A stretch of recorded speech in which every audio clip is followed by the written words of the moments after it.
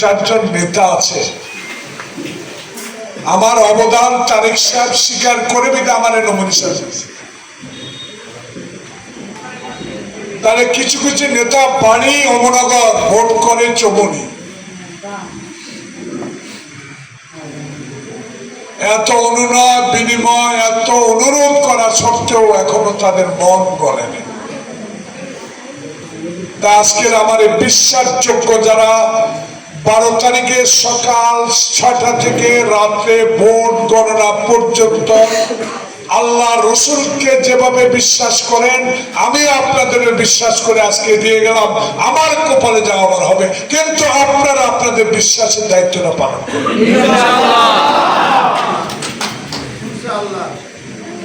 হীরা Jahangir নাট্যস্বর slogan হবে বেগমগঞ্জে ধানের শীষ, নাট্যস্বরে কাপ পিরিস। কিচ্ছু আসে যায়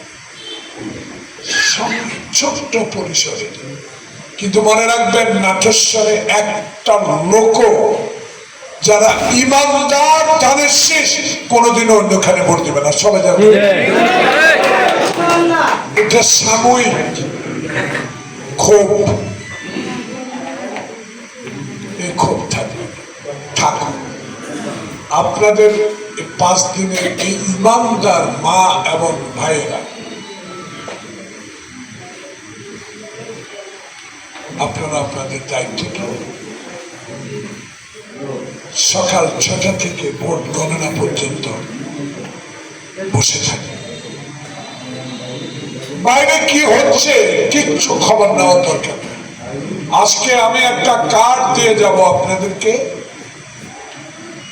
যেটা আপনারা গলায় ঝুলে রাখবেন। আমি যেরকম পাওয়া ওই ভোট কেন্দ্রে সকাল 6টা থেকে ভোট গণে স্লিপ নেওয়া না পর্যন্ত আপনার কথা না শুনলে আমাকে ভোট দেবেন, ওই প্রিসাইডিং অফিসার ওখানে থাকতে পারবেন না। এই পাওয়ার আপনাদেরকে আজকে দিয়ে যাচ্ছি, একটু পরে আমি দস্তখত করব। তবে ভুলে কার্ডটা ফালাই যাবে, তাহলে বাইরে কি কাপ পিরিজ না অন্য জায়গায় ধানের শীষ। আমি আমার বাড়ির দরজা কেন্দ্রে আছে বেগমগঞ্জের, আমি সেখানে স্লোগান দিই আমার মার্কা ধানের শীষ, বুলুর মার্কা ধানের শীষ। আর কেউ জানি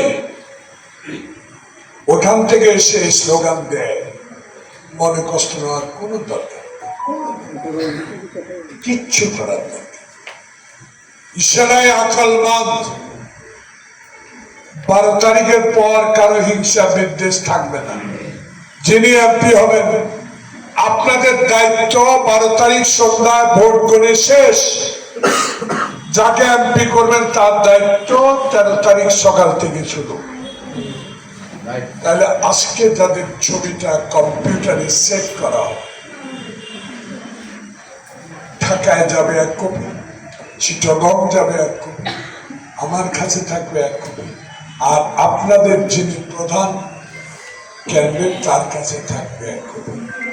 মনে রাখবেন, আমি অনেক ইয়াং ছেলেকে মেয়েকে দেখেছি এখানে।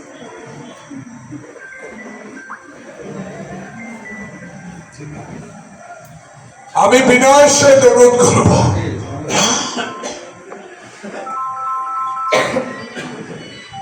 আপনারা এখন আমার মা আর বাবা, আমি এটি